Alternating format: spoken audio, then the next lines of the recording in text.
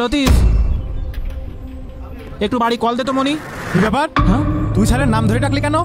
আর without permission তুই রুমে ঢুকলি কিভাবে? না মানে একটু ইমার্জেন্সি ছিল তো।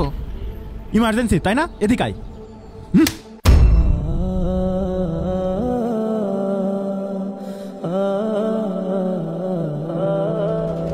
Mister Ashiq, how dare you!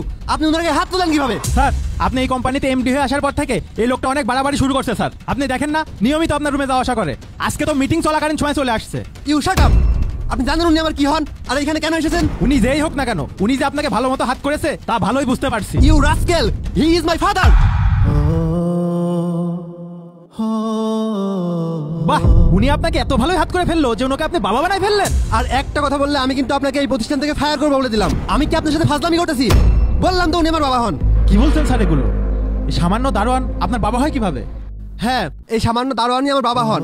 আর আমি আমার বাবার জন্য আজ এই জায়গায় আসতে পেরেছি। আমার বাবা প্রচন্ড পরিশ্রমী একজন মানুষ। তিনি অনেক পরিশ্রম করে কষ্ট করে আমাদের লেখাপড়া শিখিয়েছেন। কিন্তু আমি এইটা বুঝতে পারছি না, আপনার মতো লোক এই প্রতিষ্ঠানে জব করে কিভাবে? আপনার তো কোনো ম্যানার্সই নেই। আপনার মতো ম্যানার্সহীন লোকজন এই প্রতিষ্ঠানে দরকার নেই। আপনাকে আজকেই বহিষ্কারের ব্যবস্থা করছি।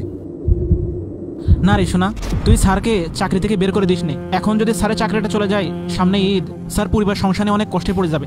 আসলে ভুলটা আমারই ছিল। আমি কোনো পারমিশন ছাড়া তোর অফিসের মধ্যে চলে আসছি। দারোয়ানের জায়গায় থাকা উচিত।